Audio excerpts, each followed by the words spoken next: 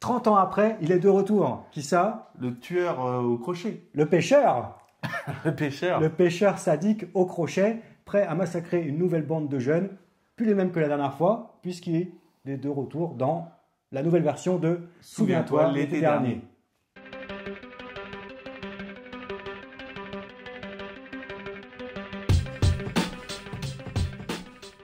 Comment ils vont? Bon, on espère qu'ils vont bien. Ben oui, Toi, parce ça que va moi ça va super. Toi, ça va, Arthur, tranquille? Tranquille. Bon, super. Aujourd'hui, on va parler de Souviens-toi l'été dernier, le remake réalisé par Jennifer Kaytin Robinson, sorti le 16 juillet dernier. Nouvelle version, qui est une sorte de remake, mais pas vraiment d'ailleurs. C'est plus une suite Une suite. aux deux premiers. Parce que rappelons qu'il y a quand même des films qui existent. Aux 3 premiers. Justement, c'est pour ça que je me permettais de ne pas parler du 3 tout de suite. Mais effectivement, c'est une suite à des films. C'est une saga qui existe déjà depuis pas mal d'années, puisqu'il y a en 1997 le premier film qui sort, qui est ici, Souviens-toi l'été dernier, qui est là. Qu'est-ce donc que l'histoire? Qu'est-ce donc que l'histoire? Alors, à l'époque, en 97, Ouais. l'histoire, le pitch, c'est une bande de jeunes interprétés par tous ces gens de talent. On a Freddie Prinze Jr., on a Jennifer Love Hewitt, on a Sarah Michelle Gellar et on a Ryan Phillippe. Qui sont ces gens? Il faut quand même resituer un petit peu le contexte. À l'époque, c'est vraiment un cast de fou quand même. Alors, c'est pas des grandes stars, mais c'est un cast qui fait super le boulot. Parce qu'on a Sarah Michelle Gellar qui sort de Buffy contre les vampires. On a Ryan Phillippe qui après va faire Sex Intention, tout ça. Freddie Prinze Jr. qui fera Scooby-Doo. Donc on est dans une galerie de... Scooby-Doo un banger d'ailleurs. Scooby-Doo un banger, avec Sarah Michelle Gellar d'ailleurs, puisqu'en plus ils sont ah oui, c'est vrai, ouais, exact. Et on est sur des personnes qui sont en début de carrière, mais qu'on va revoir et qui pour les adolescents des années 90, fin 90, début 2000, c'est des gens qui seront importants, en tout cas je pense, même si leur carrière n'aura pas le succès qu'on leur prédestinait peut-être. Il y a quand même eu des hauts et des bas.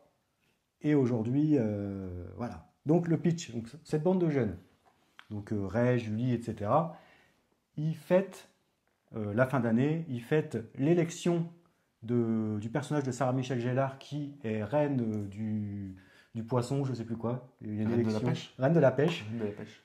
Et ils sont contents, donc Ryan Phillippe, il dit « Ouais, c'est ma meuf et tout », ils sont contents. Et ils partent faire la fête en voiture, ils sont un peu fonce-dés, tout ça. Et sur la route, ils vont percuter une personne qui va mourir et ils vont décider de rien dire et de garder le secret. Sauf qu'un an après, ils reçoivent des lettres anonymes qui leur disent « Je sais ce que tu as fait l'été dernier. I know what you did last summer. » Et ce qui donnera le titre original du film, qui sera traduit en français par « Souviens-toi l'été dernier ». Et par rapport à ça, voilà, quelqu'un sait et quelqu'un va commencer à vouloir les tuer un par un, ainsi que leur entourage, parce que sinon ça ne fait pas assez de victimes et ce serait comme dommage qu'il n'y ait pas assez de morts dans un slasher. À la fin de ce film, il y a des survivants, Julie et Ray, donc interprétés par Jennifer Love Hewitt et Freddie Prinze Jr., qui reviendront dans la séquelle, dans la suite, Souviens-toi l'été dernier, de le bien nommé, que j'ai investi en 4K, en Blu-ray 4K. Et oui les copains. Est-ce qu'il y a une grosse différence entre les deux? Ah oui quand même, heureusement. Ça reste le même film de merde. Mais par contre, techniquement, c'est plus joli. Ok. Donc là, on a la suite, Souviens-toi l'été dernier 2, avec toujours donc, Freddie Prinze Jr. et Jennifer Love Hewitt, qui cette fois partent aux Bahamas après avoir gagné un concours radiophonique. Ok. Avec Brandy et Mickey Pfeiffer. Mickey Pfeiffer. Ok. Ils partent tous les deux, tous les quatre aux Bahamas et le drame recommence puisqu'à nouveau ils sont harcelés par un tueur pêcheur au crochet. Est-ce que c'est le même ou pas? Alors c'est pas le même parce qu'en fait il y a un côté dans Souviens-toi l'été dernier, j'ai du mal à le dire vraiment, c'est un titre que j'aime pas. J'aime bien mais je ne sais pas le prononcer. Dis-le en anglais sinon. I know what you did last summer. Of course. Ce qu'il faut savoir c'est que c'est un whodunit, c'est-à-dire que on a envie de deviner qui est le tueur qui se cache derrière le costume du pêcheur parce que c'est pas forcément le même ou le mec qui s'est fait buter quoi. Sachant qu'en plus dans ce volet il y a Jack Black qui joue dedans. Ok. Et il est rigolo. J'en dirai pas plus sur lui, je trouve qu'il est rigolo. Il fume des joints, tout ça. Donc, le 2, important pour la saga. Et après, effectivement, comme tu le disais, on a aussi Souviens-toi l'été dernier 3. J'en avais aucune information. Alors, moi, ça n'a jamais existé. J'ai jamais vu la pub de ça. Non, pour le coup. Non, ça, c'est un DTV tout claqué qui n'a rien à voir avec la continuité de l'histoire. Il n'y a qu'à voir la jaquette. La jaquette photoshopée des années 2000. On dirait un montage de Sylvain J. Unit. C'est vrai. J'aurais pu faire la même. Et par contre, moi, je suis meilleur dans mes films avec le sang parce que là, on a du sang rose. Ah ouais. Donc, c'est vraiment triste. Mais c'est quand même un Sylvain qui l'a réalisé. Sylvain White. Sylvain White. Donc voilà, c'est peut-être le prénom qui veut que ça manque de talent. Je ne sais pas. Donc, Souviens-toi l'été dernier 3, dont on ne parlera pas trop dans cette vidéo, parce qu'il est complètement occulté par cette nouvelle suite qui sort, qui est sortie le 16 juillet. Pour cause, hein, ça vaut pas le coup et en plus, ça ne va pas du tout dans la mythologie du film, quoi, de la saga. Donc ça, on met de côté. Un jour, on en parlera peut-être dans une autre vidéo. En tout cas, il a le mérite d'exister ou pas. Sorti en quelle année? 2006, bien sûr. Okay. En 2006, bien sûr. Mais c'est pas du tout les mêmes acteurs. Non, il n'y a rien qui va. Il n'y a rien à voir. Mais c'est pas grave, on l'aime quand même. Voilà, Souviens-toi l'été dernier 3. Que dire? Donc maintenant, c'était important quand même de recontextualiser un peu tout ça, parce que pour les gens qui n'auraient pas vu ces films, notamment les 2 premiers du coup, je dis pas que le nouveau est pas compréhensible, loin de là, mais c'est quand même toujours mieux de les connaître pour avoir le background et pour s'attacher aussi un petit peu au personnage. Parce que c'est un film qui mise quand même cette nouvelle version réalisée par Jennifer Kaytin Robinson. C'est quand même une version qui joue beaucoup sur la nostalgie en faisant réapparaître des personnages des précédents volets et en donnant beaucoup de clins d'œil aux spectateurs. Donc, si on n'a jamais vu ces films, c'est pas grave, hein, c'est pas un film intellectuel, on va comprendre ce qui se passe. Mais si on les a vus, ça apporte quand même un plus parce qu'au moins on est un petit peu attaché au personnage peut-être et on comprend les clins d'œil qu'on nous fait. Après, on les voit pas tant que ça, les anciens. Alors, tout à fait. Parce que, est-ce que tu veux nous pitcher du coup cette nouvelle version qui a un scénario complètement différent du premier volet? Ok, je vais te pitcher ça. Allez, je me repose. Tu te reposes? Allez, attention, je t'écoute. Je suis pas sûr de bien retranscrire le pitch. Je te reprendrai si besoin était. Tu peux. Donc du coup, c'est un groupe de 4 amis, 4 ou 5? Au début, ils sont 4 et après, il y a 5 qui vient se greffer. Ils sont 4 au tout début et ils se retrouvent un an après la fin de leurs études. Donc ils ont fait un an à la fac, bam. Ils se retrouvent tous les 4 pour les fiançailles d'une fille qui est interprétée par Madeline Klein. Par contre, j'ai plus le nom c'est pas grave, du personnage. Mais voilà, Madeline Klein qui arrive pour ses noces de fiançailles en fait. Et donc c'est une grosse soirée. Donc ils sont dans une ville. Donc la ville, elle est devenue un petit peu huppée quoi. Oui, on en parlera après. Mais c'est vrai, c'est important, point important. Voilà, c'est devenu une ville huppée, donc un peu d'argent, c'est des grosses fêtes, machin. Et puis c'est le 4 juillet. Qui dit 4 juillet dit comme le 14 juillet, on va faire des gros feux d'artifice. Ils décident d'aller tous les 4 voir un feu d'artifice dans leur spot secret. Leur spot qui dit secret, on en parlera après. On en parlera après. C'est un point très important ce spot secret. Mais allons-y, continuez. Et donc au moment d'y aller, ils tombent sur leur 5e pote. Qui elle travaille dans un bar et qui est Stevie, en train de... qu'elle s'appelle. Stevie, ouais, je me rappelle de ce Stevie Wonder, mais sauf que c'est une femme et que c'est pas Stevie Wonder. Ouais, voilà, c'est aussi simple que ça. Donc ils la rencontrent, là ils se disent bah tiens, comment elle va? et du coup elle dit bah ça va, je suis tombé dans la drogue, voilà, mais ça va mieux. Je travaille dans un bar, ramasse des trucs, je ramasse des canettes, tout ça.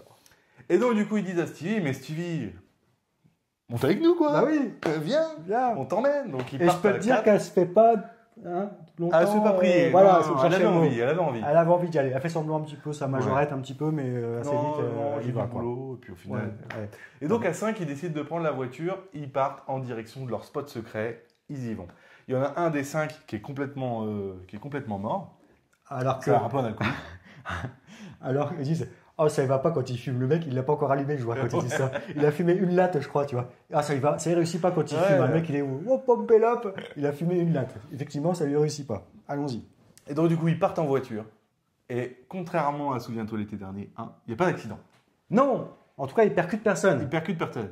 personne. On le croit, mais non. Il percute personne. Ouais. Au début, en plus, il y a un petit clin d'œil parce qu'elle dit, moi, je le laisse pas prendre le volant, il a bu, machin. Ouais. Donc la fille prend le volant, Madeline Klein.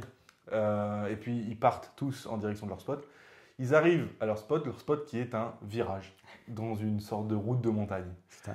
C'est vraiment le pire spot, je pense, qu'il puisse être, puisqu'il n'y a pas de banc, il y a pas de. C'est pas un endroit qui est au cool. milieu de la route. Ils sont au milieu de la route. Entre une falaise, Une falaise. une montagne qui les bloque et une falaise qui tombe dans un ravin. Quoi. Ouais, C'est vraiment le spot le plus merdique de l'univers. Ouais. Donc, et là, ils En sont plein virage. En plein virage. Donc, c'est-à-dire que voilà, après, donc, le pote qui est. Attends, parce qu'en plus, on commence Ouais. un peu la critique, c'est pas grave, c'est marrant de pitcher en même temps. En plus, ils le savent, parce qu'ils disent, bah, quand même, ça s'appelle le virage de la mort. Ouais, J'ai ça vu. s'appelle Le truc, ouais. c'est pas ça le nom, mais c'est un truc comme ça.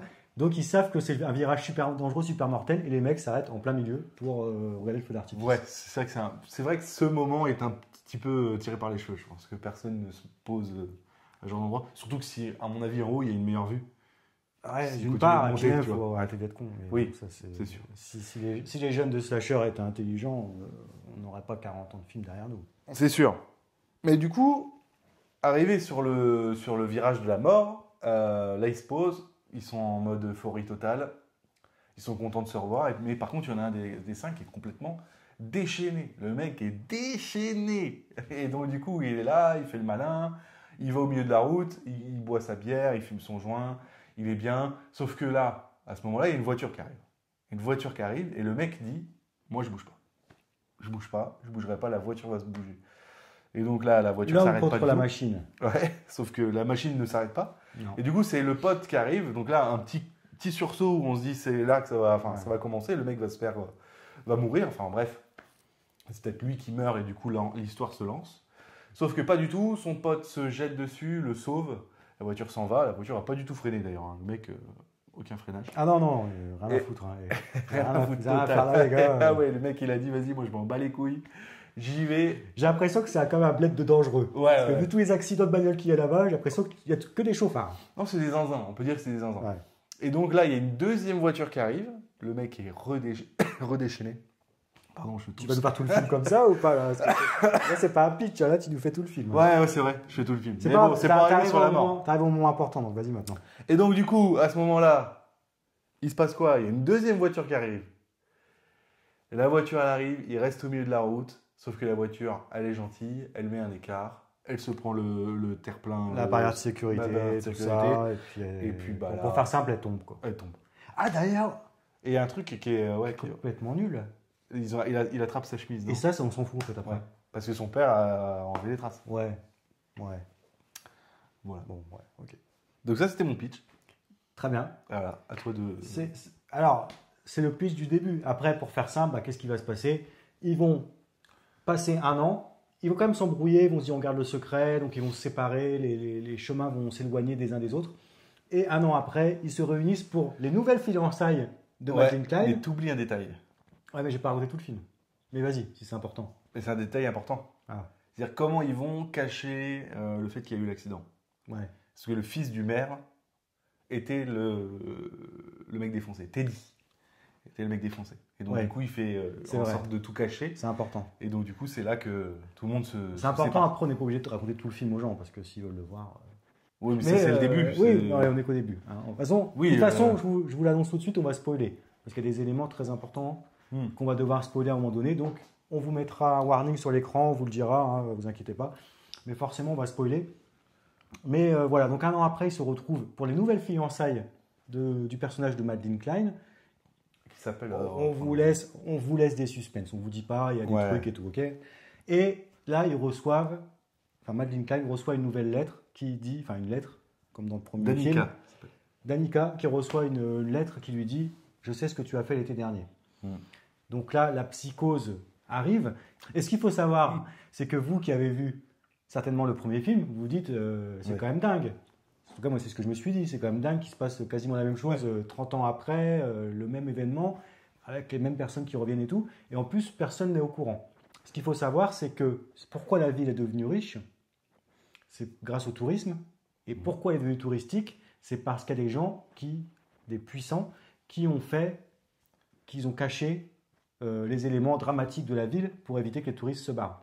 Donc, le premier accident et les personnes impliquées dans le premier accident, ça a été très occulté par les autorités locales afin d'éviter tout problème et que les gens ne se pointent pas. Oui, ils ont transformé ça en station balnéaire. Voilà. En fait, un promoteur immobilier est arrivé, donc le maire du village, le père de Teddy, donc celui qui est un zinzin dans sa tête. Et du coup, il a racheté toute la ville pour en faire une station balnéaire. Et donc, du coup, ils ont réussi à tout dissimuler, en fait, ce qui s'était passé avant. Et on voit que c'est plus du tout la même population. C'est pour ça que le premier est un petit peu occulté, mais forcément, les secrets du passé vont ressurgir à la surface, puisque nos amis, après on va arrêter de trop spoiler, on va passer à la vie, on va arrêter de trop pitcher. Ouais. C'est que nos amis donc, qui sont menacés par cette personne qui leur envoie des lettres et puis qui commence à massacrer comme les gens autour d'eux, vont découvrir que 30 ans auparavant, il y a déjà eu un cas similaire. Et ils vont donc aller à la rencontre de Julie et Ray, qui sont donc interprétés par Jennifer Love Hewitt et Freddie Prinze Jr., qui reprennent donc leur rôle 30 ans après dans cette nouvelle suite et qui vont aider, autant que faire se peut, les nouveaux héros à se sortir des griffes du pêcheur. Le comeback. En gros, le comeback. Voilà. Donc, ça, c'est un point important, et là, on va en arriver un peu dans la critique de ce film. Personnellement, moi, qui suis assez attaché à Souviens-toi l'été dernier, pour raconter un petit peu ma petite vie, je suis de l'époque des néo-slashers, hein, je veux dire au niveau de mon âge, c'est-à-dire que l'adolescence arrive, Scream en 96, 97, et suivi par Urban Legend, Souviens-toi l'été dernier, tous ces genres de films. Et moi, c'est des films que j'adore. Après, j'adorais déjà les slashers avant, mais les néo-slashers, pour moi, c'est mes slashers de mon époque. Donc, c'est des films auxquels je suis très attaché. Souviens-toi l'été dernier 1 et 2, et encore plus le 3, c'est pas des grands films du tout. Hein. C'est pas des très très bons films. Ils ont la chance d'avoir des comédiens quand même, pour les deux premiers, qui ont une certaine reconnaissance, un certain talent qui fait que ça sort du truc, de surfer sur cette vague du néo-slasher, mais c'est pas des très très bons films. Malgré tout, c'est des films qui restent dans mon cœur avec les années et que je revois avec plaisir. Donc, pour moi, Souviens-toi l'été dernier, ce remake, c'est quand même quelque chose que j'attends et le fan service qu'il va m'offrir va me satisfaire. Je ne sais plus pourquoi je voulais en arriver là, mais, t'es parti dans un... mais c'était important de le repréciser parce que sinon, qu'est-ce qu'on peut en dire de ce Souviens-toi l'été dernier en tant qu'objet filmique tel qu'il est, c'est-à-dire sans la nostalgie que moi je ressens. Toi, par exemple, qui n'as jamais vu ces films, si je dis pas de bêtises. Moi, j'ai vu le 1 il y a très longtemps. T'as vu là il y a très longtemps ? Le 1. Il y a très longtemps, donc je connaissais le principe de souviens-toi ce que tu as fait l'été dernier, l'accident ou le meurtre, enfin accidentel. Moi j'ai trouvé que ce film, pour le coup, était bien. C'est-à-dire que dans l'objet filmique, comme tu l'appelles. Ah bah oui, tout à fait. Je l'ai trouvé des mots un petit peu. Ouais, un petit peu cinéphile. Voilà, exactement. C'est intéressant. Ouais. Non, et très intéressant, très intéressant. Je mettrais un petit 13-14, tu vois, sur 20 si je devais noter. Ah, on met des sur notes. 20. On met des notes maintenant. On met des notes. Ah d'accord. On met des c'est bien. Pour situer un petit peu, D'accord. pour les gens qui regardent la vidéo, je lui mettrais 13 ou 14 sur 20. Parce que c'est un slasher un peu comme les derniers Scream, là, tu vois, qui sont sortis. Les derniers. On part sur un truc un peu teen movie, tu vois. C'est un groupe de potes qui se réunissent, tu vois. J'aime bien un peu ce genre de film, un peu toujours où c'est un groupe d'amis ensemble et il leur arrive une dinguerie. Je trouvais que c'était bien filmé. Les scènes de mort, elles sont pour moi réussies. Tu sursautes bien quand même. Moi, j'ai sursauté quelques fois et je pense que les gens en fait dans ma rangée ont sursauté aussi. Donc, le sursaut est réussi. L'histoire, je la trouve bien. Voilà. Donc, pour moi, c'est un bon film. Ok. Et peut-être il y a quelques petits bémols quand même. Il y a quelques sur petits bémols. Certaines choses où il n'y a pas réellement d'intérêt. Par exemple, avec l'actrice qui joue Buffy contre les vampires, là, comment ça s'appelle ? Sarah Michelle Gellar. Attention, spoil. Hein. Là, c'est gros spoil là quand même. Ah, ça spoil ? Ça spoil de fou. Eh ben, je dis rien alors. Ah. Mais non, si on peut le dire. Est-ce qu'il y a un intérêt ? On annonce gros spoil. Mais est-ce qu'il y a un intérêt ? Alors, il n'y a pas un gros spoil scénaristique, ça je suis d'accord que pour l'histoire. Par contre, moi par exemple, Alors, attention, gros spoil. Hein. Je mettrai un petit bandeau avant que Arthur ait parlé, parce que du coup, vous êtes déjà un petit peu spoilé. Effectivement, il y a une apparition. Effectivement, il y a un clin d'œil où elle revient avec Voilà. sa couronne. Mais il n'y a pas d'intérêt réellement dans l'histoire. Voilà. Mais c'est vrai que pour moi, qui savais qu'il y avait déjà Jennifer Love Hewitt et Freddie Prinze Jr., j'étais assez intrigué de me dire est-ce qu'il y aura un petit caméo de Sarah Michelle Gellar. Et effectivement, elle est dans le film. Et moi, ça m'a fait plaisir. Ouais. Moi, ça m'a fait plaisir, même si cette scène, effectivement, ne sert à rien. On va pas la spoiler, la scène. Elle apparaît. Effectivement, scénaristiquement, ça fait pas avancer l'histoire. Ça sert à rien, mais j'étais content de revoir Sarah. Un autre truc où je trouve c'est un peu bancal, c'est le tueur dans les slashers est toujours. Il rate jamais, tu vois. Toujours le mec, un surhomme. Le mec ou la femme, on ne sait pas qui est le tueur. Mais là, bizarrement, les acteurs principaux, à chaque fois qu'ils sont attaqués, ils tapent des esquives. Tu n'as jamais vu ça. Tu vois, ils tapent des vraies esquives. Alors que, enfin, ils se sont jamais battus ou quoi, tu vois. Et à chaque fois, c'est ceux qui s'en sortent le plus. C'est toujours les acteurs principaux qui sont là. Et c'est un no-name qui se fait tuer, tu vois. Je trouve ça bizarre, tu vois. Eux, ils tapent des esquives de fou, ils se battent, machin. Et les autres se sont tués hyper vite. Oui. Bah en fait, c'est juste pour tenir 1h30. Parce que le truc, c'est que si tu tues 1h50, 1h50, si tu tues les héros directement, il n'y a plus de film. Donc là, ils sont obligés d'intégrer des personnages secondaires qui vont massacrer, etc. Et qui sont moyennement en lien. Mais effectivement, la logique du tueur de tuer ces gens-là, elle n'est pas forcément logique. Oui, pas du tout. La logique n'est pas logique. Mais ça rajoute du body count au film. Et ça, dans les slashers, il y a souvent ce truc-là. Après, voilà, je suis d'accord que c'est pas très intelligent. C'est pas un film qui est de toute façon très intelligent, ça reste un slasher quand même très très bateau. Moi, je l'aime bien le film. Hein. Ah, moi, je l'aime bien aussi, ouais. Moi, non, mais je l'aime bien, je le dis, parce que je suis parti au cinéma avec une envie de le voir, parce que j'adore Souviens-toi l'été dernier. Mais par contre, j'étais quand même à me dire, ça va être bien de la merde. Et je suis sorti satisfait du film à différents niveaux. Le premier, c'est le casting, que je trouve plutôt convaincant. Alors que ce soit les anciens que je suis content de retrouver, et puis les nouvelles têtes que je trouve font le boulot. Ils n'ont pas grand-chose à défendre, mais ils font ce qu'il y a à faire. Je suis content, moi, du scénario. Il y a des surprises dans le film. Alors, je suis content du scénario, toute proportion gardée, bien sûr, ça reste un slasher bêta. C'est pas un grand film, mais en tout cas, dans les rebondissements qu'il propose, je vais pas spoiler tout de suite, peut-être qu'on le fera en fin de vidéo, mais sur les révélations, etc., moi j'étais agréablement surpris de ce qui se passe. Donc vraiment, je trouve ça osé, ce qu'ils ont fait. C'est assez rare dans les slashers qu'il se passe des choses comme ça. Donc je trouve ça très bien. Après, dans le film, moi je pense que si je devais donner une note, j'irais pareil autour de 12-13, parce que je trouve ça sur un bon moment. C'est divertissant. Mais en fait, je pense que pour moi, il y a vraiment beaucoup de nostalgie qui parle. Parce que si je prends point par point, si je devais critiquer point par point chaque élément du film, que ce soit la réalisation, le scénario, la mise en scène des meurtres, etc., j'aurais des choses à redire. Je trouve que c'est un film, je ne sais pas dans quelles conditions il a été produit, si c'est un film qui a été produit dans la hâte, bon, ils l'ont fait 30 ans après le premier, donc pas si rapidement que ça, mais dans la hâte, je ne sais pas, d'un revival à faire ou par rapport à Scream ou j'en sais rien, mais il y a quand même beaucoup de choses qui vont pas dans le rythme.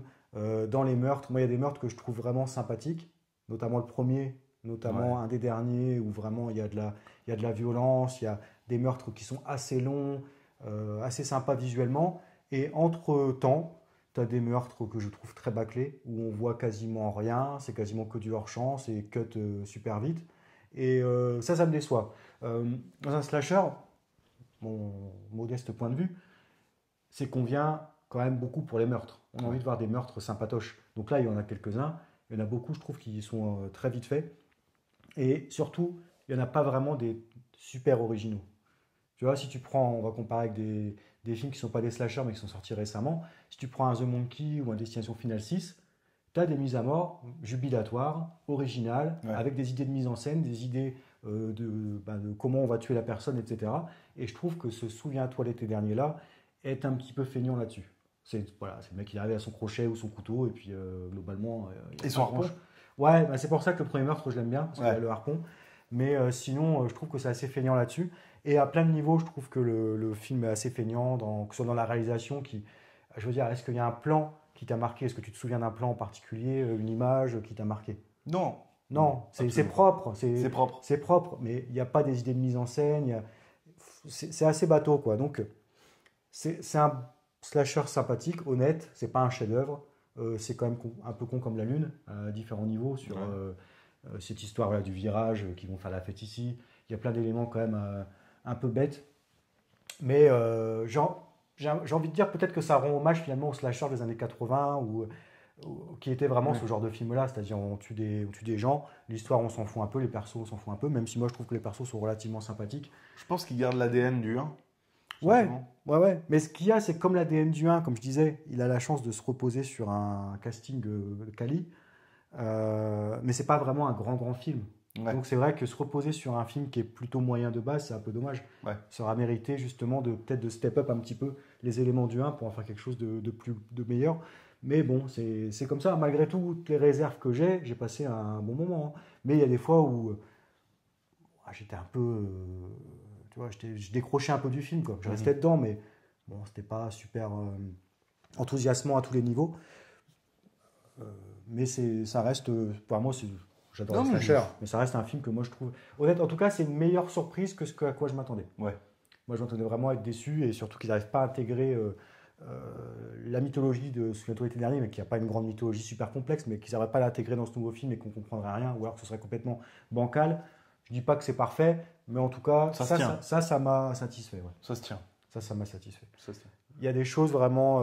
et surtout, j'ai trouvé que c'était assez couillu au niveau de certaines révélations et de la direction dans laquelle ça allait. Et il n'y a pas beaucoup de slashers qui osent ça. Donc déjà, rien que pour ça, j'ai envie de lui donner un bon point. Ouais. Et moi, je mets un autre bon point pour la scène post-générique. Ouais. Qu'on spoilera pas. On spoilera pas. Mais il y a effectivement une scène post-générique qui annonce une suite. Ouais. Alors, je lui mets un bon point parce que... Bon point qui pourrait se transformer en mauvais point. Et surtout, bon point qui quand même pourrait se transformer en mauvais point, parce que là, il nous annonce, entre guillemets, qu'il y aura une suite, qu'il n'y aura peut-être pas si le film fait un flop déjà. Ouais. Et de deux, je pense qu'ils ne savent pas du tout ce qu'ils vont faire. Ils arrivent, tu vois, ouais, ils te lancent. Ça sent vraiment le truc, on le lance comme ça pour dire, allez, on fera une suite, mais on n'en sait rien du tout. Il y a moyen qu'il y ait rien. Et donc après, derrière, il va falloir qu'ils rament si vraiment ils font une suite. Hein. Mais why not, ça peut être très cool.